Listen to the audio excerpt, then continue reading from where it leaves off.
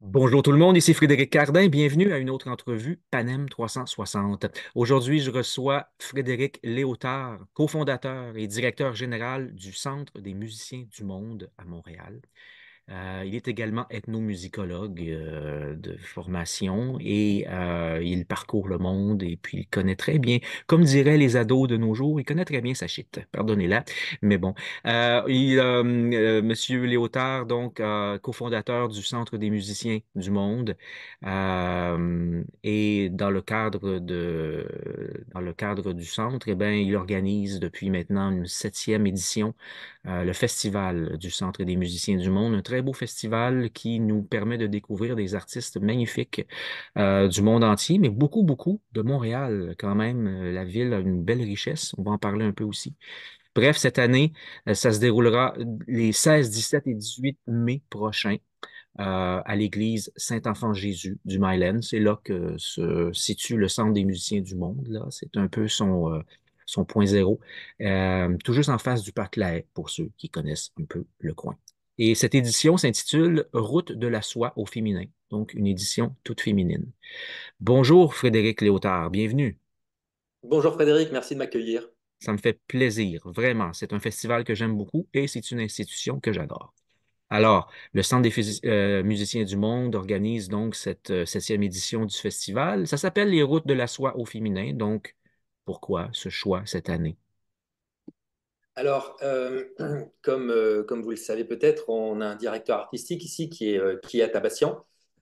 Membre de Et Constantinople, fondateur de l'ensemble Constantinople, assez bien connu également. voilà, et on a cofondé ensemble le Centre des musiciens. Oui. Depuis la fondation, on va dans toutes sortes de directions dans la programmation, en lien évidemment avec les artistes que l'on rencontre, principalement montréalais, comme vous l'avez dit, ou québécois, canadiens, mais pour donner de la place aux voix de Montréal et du Québec. Et avec Kia, depuis de nombreuses années, on a notre regard et nos regards portés vers l'Asie centrale, vers les routes de la soie que moi j'ai parcouru comme ethnomusicologue, que Kia aussi a parcouru, si ce n'est physiquement, du moins à travers de toutes sortes de collaborations. Et cette année, il y a eu un concours magnifique de circonstances avec des musiciennes, certaines de la relève, qui étaient issues de cette très très longue route de la soie, de la Mongolie, de la Chine et d'autres pays qui sont regroupés par ce vaste réseau d'échanges qui remonte à des périodes très très anciennes et qui ont contribué très fortement à structurer et enrichir un certain nombre de cultures.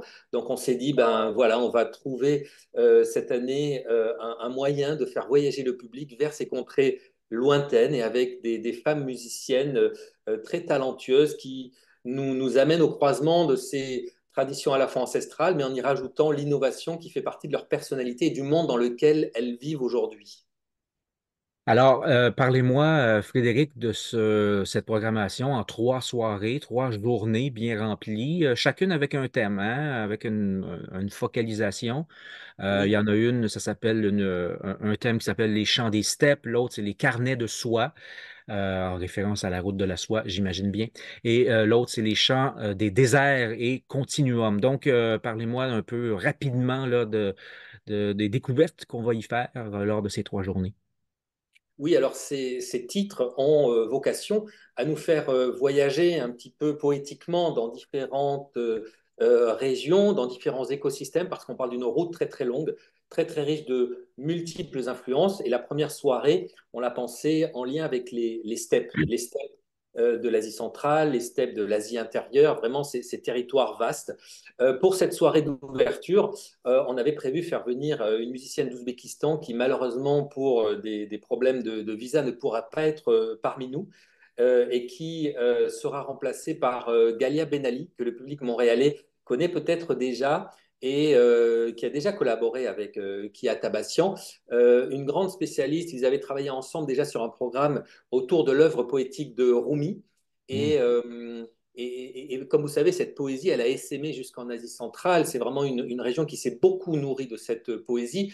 Donc, on aura dans cette soirée à la fois cette poésie de cet auteur persan très ancien, mais aussi avec les tonalités, les couches et les couleurs de l'Asie centrale, auxquelles se mêlera Constantinople et le Sétar de Kiatabassian. Donc ça, c'est pour la première soirée. La deuxième soirée, elle sera dédiée vraiment aux créations. C'est une soirée de création, donc des œuvres qui sont en première mondiale d'une certaine manière Oui. et qui vont regrouper en deux parties. D'abord, une musicienne de Mongolie intérieure, Urintuya Khalivan, en duo avec une musicienne de santour iranien, Sadaf Amiri.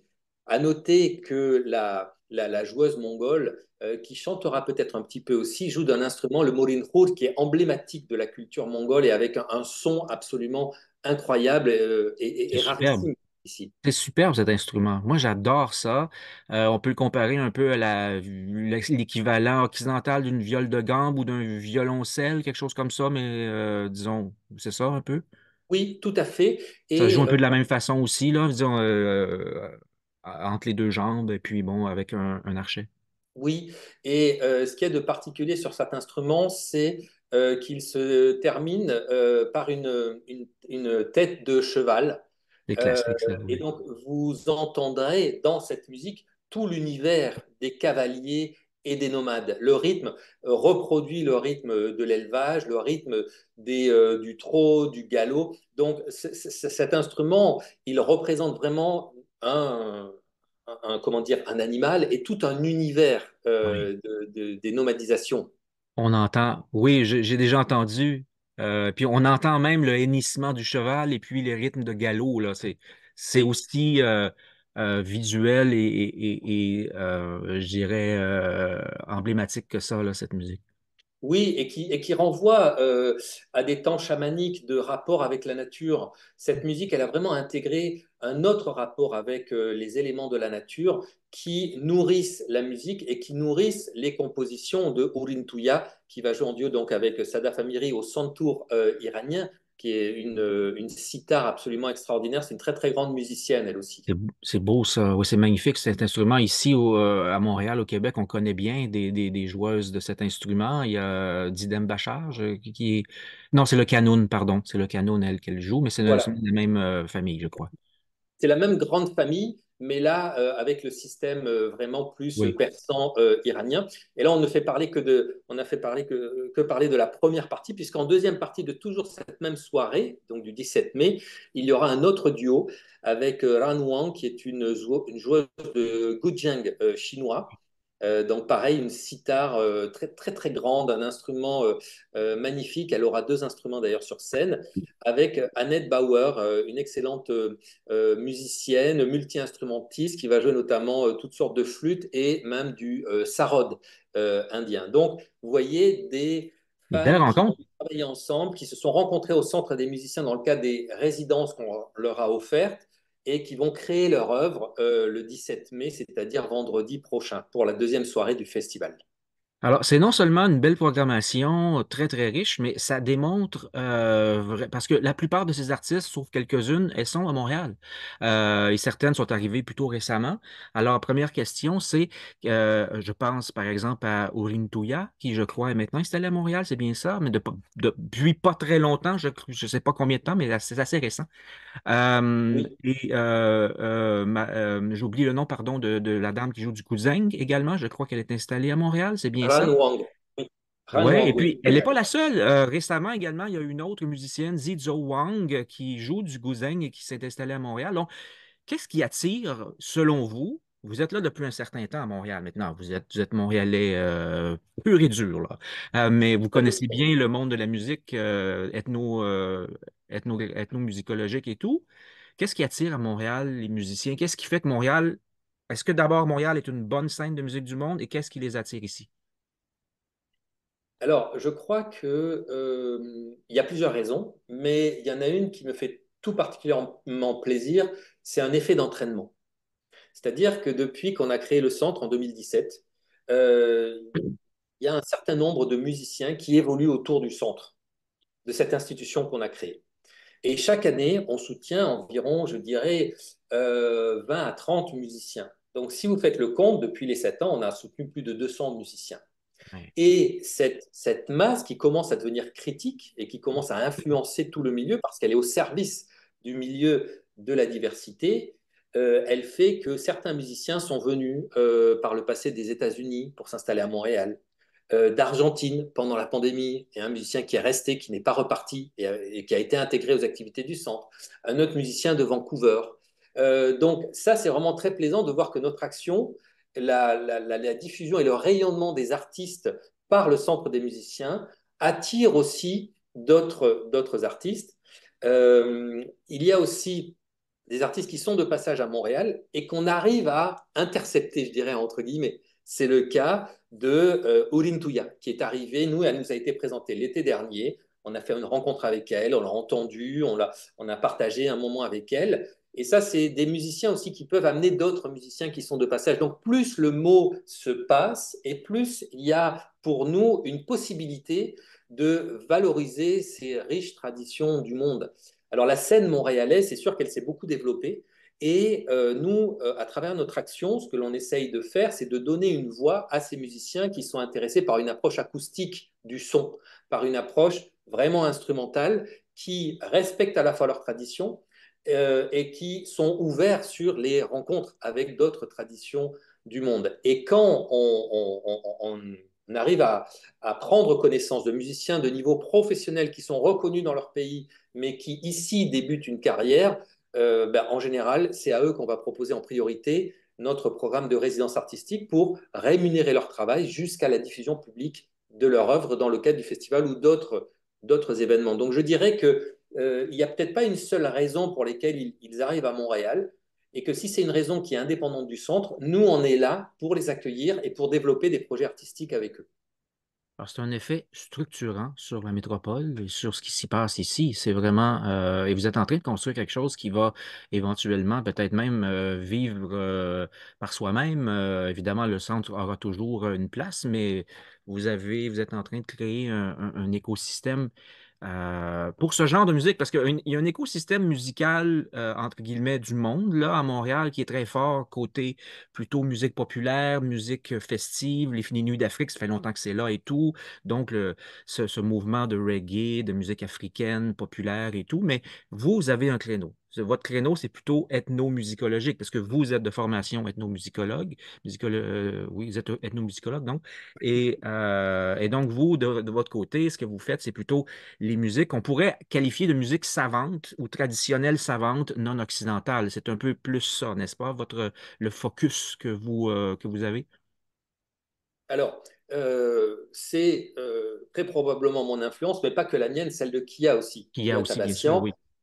qui a aussi qui lui, de son côté, a son expertise de collaboration avec de grands musiciens à travers le monde.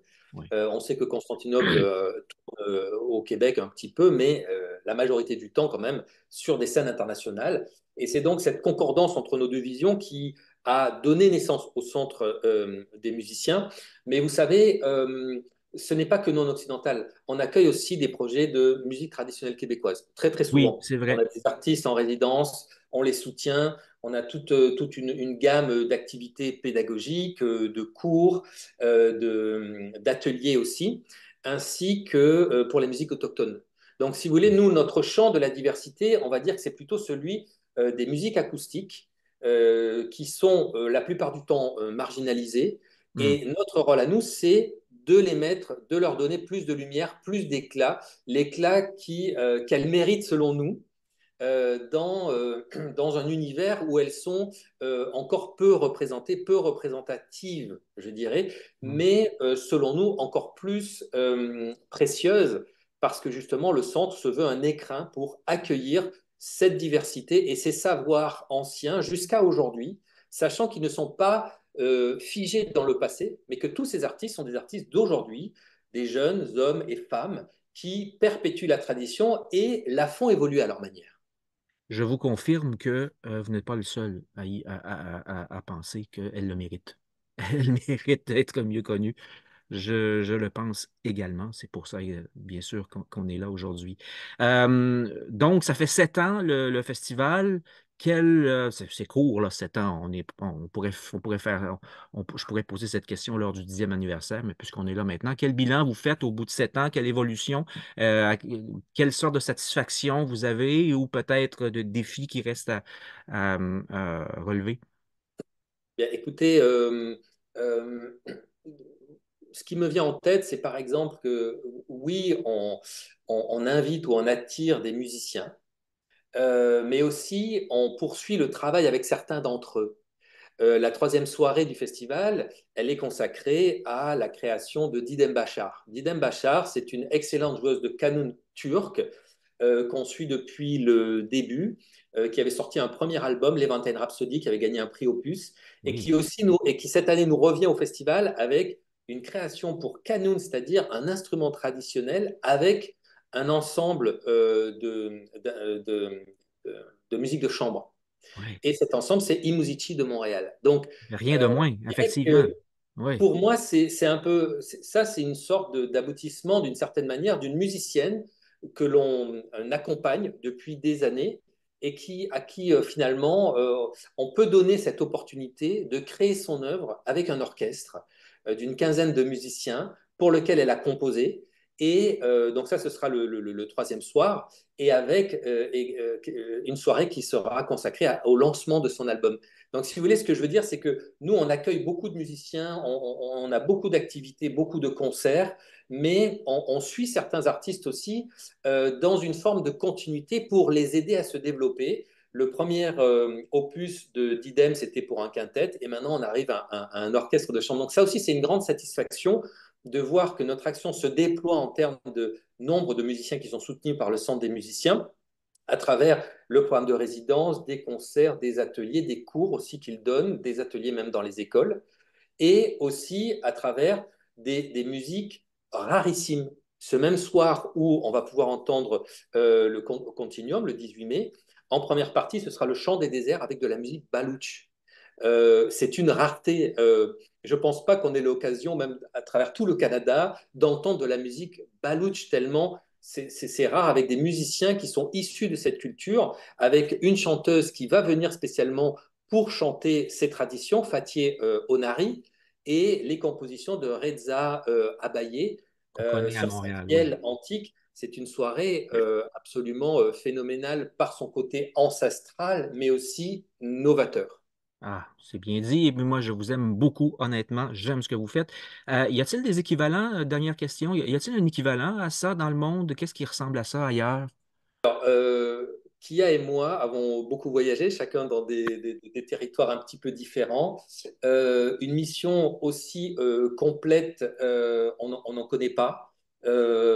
En Belgique, il y a un organisme qui se rapproche un petit peu de ce que l'on fait, mais ici, le fait d'être un, comment dire, un incubateur de l'innovation, un producteur, un diffuseur, un label, une école de musique et un centre de conférences qui travaille de recherche avec le milieu universitaire, on n'en connaît pas d'autres pour le moment. Merci beaucoup, Frédéric Léotard. C'est un plaisir, comme toujours. On se revoit lors de ces concerts et puis je vous souhaite un immense succès. Merci beaucoup, on vous attend. À bientôt. Bye bye.